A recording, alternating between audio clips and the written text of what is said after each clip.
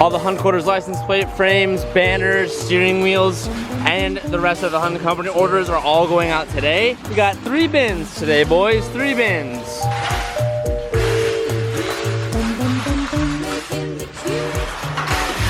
All these going out only cover maybe around 40% of the steering wheels that were ordered the first day they were released. Always remember that if you ever order anything from the Hunt Company or from the Hunt Quarters, everything is literally hand packaged by us. And with daily vlogging and trying to keep up with everything else, we try to package and do orders as quick as possible. So some days it takes maybe an extra 1 or 2 days to get things out. We're going as fast as we can, and the rest of the steering wheels are gonna be packaged and hopefully going out tomorrow. Ain't that right, Evan? They're almost out. I think there's only like 3 or 4 that still need to go out. But there is windshield banners and license plate frames that do need to go out. Did I just lose my keys? They're in the ignition. Wow. Noob alert, noob alert. Kind of freaked out for a second. I was like, oh.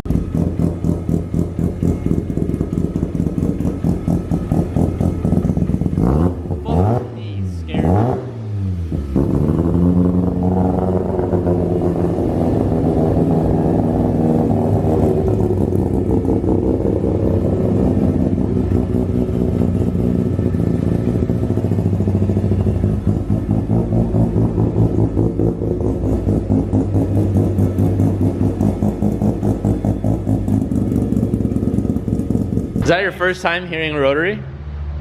In person? Yeah, it's in person, yeah. How's it sound, Dan? Sounds really good. Oh yeah, by the way guys, Danny is still alive. For those who thought Danny died, nope, he's alive. I don't like TJ or any of them anymore. He's alive, and he doesn't hate us. He just, he has a life outside of YouTube, guys. What the hell? That's so weird. Yeah, wait. Starting the vlog extremely late today, but today's main purpose is to finally get the Accuair set up fully in the car. Now, what do I mean by that? A month ago, 2 months ago, I showed you guys this, and that's how long it's been since we've touched on this topic. But this is the new CVT that we're gonna be putting in the RX-7. Now, what makes this whole air bag setup unique is the fact that it hides the compressor and some of the wire management inside this compressor. Now, that does 2 things. One, it clears up a lot of the ugliness in the back of the car. Like on my BRZ, we have all that wire and management and all that stuff. It helps clear that up just a bit. And 2, with the compressor being inside this tank, it makes it extremely quiet. So odds are when I'm inside the car and like the car's actually idling, when the compressor turns on and off, I won't even be able to hear it, which is a huge, huge luxury to have.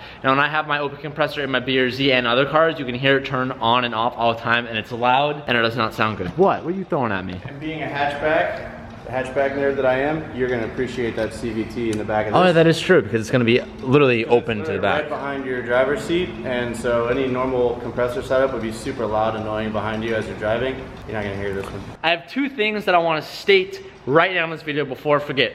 1, if you guys are interested in coming out to the AutoCon New York location, the links and information will be down below. A lot of you have been DMing me and commenting, where is the show gonna be, all that information. I forgot to include it before, but it is in the description down below. So if you wanna come to that, there's your information. And 2, if you stayed to the end of the video, I'm gonna let you guys know how you can win a CVT for your car, so you can have the same setup in your car as I do in the RX-7. So that's big stuff. This is the first time I'm saying that. So stay to the end of the video to find out how. I've been getting a million comments as to why the exhaust looks so dinky. Some of you think that it looks out of place and looks kind of odd, and you are correct. It does look kind of odd. But guys, you need to remember that 1, the stock diffuser on the RX-7, there's like a black plastic piece that kind of like hangs down 3 inches and kind of fills this piece out. 1, that's not on the car right now. And 2, I ordered a diffuser for this car, an aftermarket diffuser that's pretty wild, that hasn't shipped to the United States yet. I ordered it probably 4 to 5 weeks ago, so actually within the next 2 weeks it should be showing up, but it's not gonna look so naked in the back. We have diffusers on the way, and a lot of the aero that's still to go on this car hasn't even been shown to the vlog yet, and isn't even on the car yet. The car does look kind of naked, it does look kind of aggressive in the front, and the whole back is not aggressive. That's because none of the aero's on the car yet. And a lot of people are saying that it sticks out too far. If you guys watch the videos from when we were in New Zealand, there's a reason this sticks out about 3 inches too far, because this thing throws like 3-foot flames out the back. If this is any shorter, it's gonna burn the bumper. It's already gonna burn the bumper as it is at this length. Once the diffuser's laying here and the upper factory diffuser's on, it's gonna be perfect. Yeah, so this extra length hanging off the bumper was our hope and our effort to kind of keep the flames off of the rear bumper. It's time for their hourly routine potty check. Oh, look at that, double potty session. Brothers that pee together, stay together. Good job, boys. Is it gonna turn on right when you key on? I don't know what it's gonna do, brother. You're just not sure. So that's the compressor noise. That's the compressor noise, and it's not, tank's not even mounted yet. Damn, can you feel it? Yeah, it's vibrating a little bit. But yeah, but keep in damn. mind, this is sitting on bare metal. Like, it's gonna be even quieter than that. Ooh, oh, is it sucking in right there? Yeah, it's an inlet. This little orange piece? Yeah. Oh, hold on. What? It's gonna be even quiet. Oh, man. Hey, bro, do you want that fucking product placement? Where would this be routed? Just like somewhere where it can... Yeah, it says it's basically going to intake air through here. It's like a one-way valve, and it also serves, I think, as a little bit of a muffler as well. So it plugs into the side of here with this 90-degree elbow. And this is just a temporary install to get this thing up and running and get air in the bags. Yeah, I want to preface that. This isn't what the rear setup of the car is going to look like. I originally wanted to do hardwood floor, but then Mickey kind of talked me out of that. When you think about it, We're like... not building a house. Yeah, I was going to put new kitchen flooring in my in my new car, but I decided I'm not gonna do that. We're not gonna start on that until the car's closer to its final steps, but we wanted to get this all mounted and make sure everything is working properly before we finally do the last install. But wait for the fuel pumps. Fuel pumps are on. Oh. Compressor is on, baby. Yeah, Dude, can you imagine definitely when this quieter. car's running, you're not gonna... That's why I said, I was like, when the car's actually on at idle, there's no way you'll ever hear that. That did muffle too. Yeah, it muffled it. And even this, the fuel pumps are louder than what the actual compressor puts out. I'm not even sure how well it actually picks up on camera, but in person, it's like very, very faint in the background. You barely hear it. Can you show an example of your BRZ? So what's cool is I could actually, yeah. this compressor is running. So this little module has an LED on it that's flashing green. So Accuair actually has a little thing here. So flashing green means compressor running. It looks like it gets faster as it gets closer to finishing its cycle. So this is its first cycle. It's probably gonna run for a little while to fill the whole tank up. Pretty cool. I guess now it's time to plug in our touchpad. I'm gonna turn on the BRZ compressor so we can see how loud it is. All right, the BRZ trunk is hideous right now, and I'm aware of that. This car hasn't been moved in a very long time because a lot of it is about to be changed, but before I even get hosed by that, just disregard how ugly this is, but I'm gonna turn on the car and try to get the compressor running so you guys can get an idea of how loud a compressor normally is.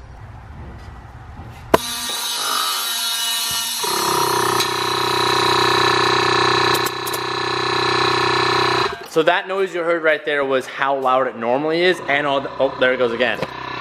So from what we just heard to what this sounds like, imagine that being in the back of the RX-7, just like literally right behind my head. That gets extremely annoying, and to have something that doesn't make any noise and can kind of hide all the ugliness that, you know, this kind of looks like, that's a huge win in my book. And it's a huge innovation. That's like the first of its kind. So to be having that in the RX-7 and be putting like a new piece of technology in a car from the 90s, I think is completely badass. Quickly jumping back to the CVT, that is insane. That is awesome. I should probably let you guys know why we have all these weird wheels on the RX-7 right now. The reason why we have the 350 wheels on the car initially is because the stock RX-7 wheels don't fit this huge big brake kit that we have, so we put the 350Z wheels on there. And then in doing that, those were a little bit too aggressive and they hung out too wide, so we grabbed the NKs that we had on the S2000 and put these on there because they're not as aggressive and a little bit more shallow. When you install the bags for the first time, there's like a calibration test that the system has to do. So unable to completely set it up, we needed to run these wheels on here. So right now it's obviously aired out, which gives us that slammed hot boy look. Which is a real problem for our quick jacks because it goes so low that even without the side skirts on, it goes so low that I can't get the quick jacks out. Oh, well, that's always good. That's a problem. But hey, but it looks cool. Why would anybody ever say not to bag your RX-7? You'd be dumb. How cool does this look? God, dude, this is insane how low. This is, I guess, would be the first time that the car is Actually on wheels, and it's so low. It might even go lower. The rear potentially looks like it could go lower. Wow, this car sits low.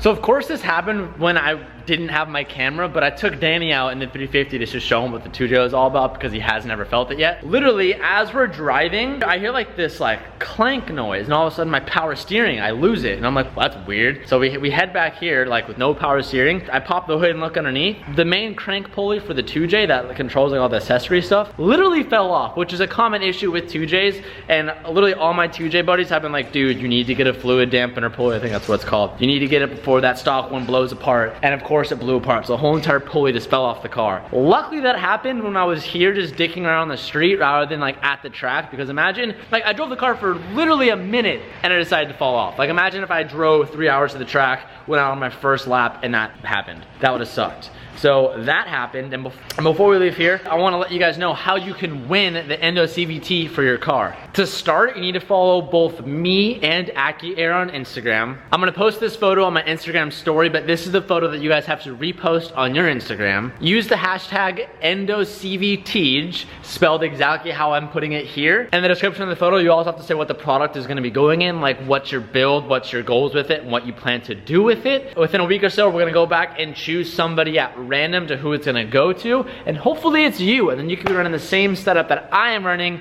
in the FD.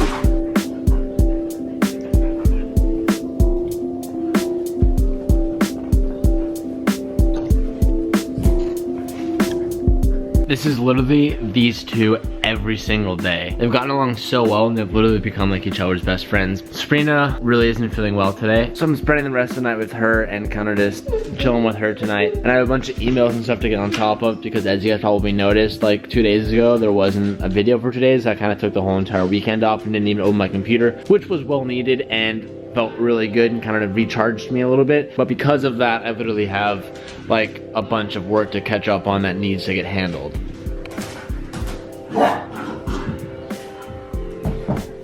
Oh, damn, son. And the crazy thing is Kona is actually gonna be bigger than Blue is. Blue is about 55 pounds and Kona is said to be around 70 pounds, I believe. Kona's gonna be much larger than Blue is. And not for too much longer is Blue gonna be the one beating up Kona. Kona's gonna start beating Blue up here pretty soon. Don't quote me on this, but I think tomorrow will be the start of the BRZ build. I feel like I've said that a couple times and every time the plan changes, but I'm serious this time. I think tomorrow may be the start of the new BRZ. I can tell you, that's not gonna happen. I thought it was gonna happen, it didn't happen. Doing something else today, but I thought I would just jump in as a future Tej and tell past Tej, you're an idiot, you're wrong. It's not gonna happen. Don't get your hopes up. We'll find out. I'll see you guys tomorrow. Thank you so much for watching today's video. Don't forget to enter the chances to win the contest. That CVT is dope, and one of you is gonna be super stoked to get it. And I'm feeling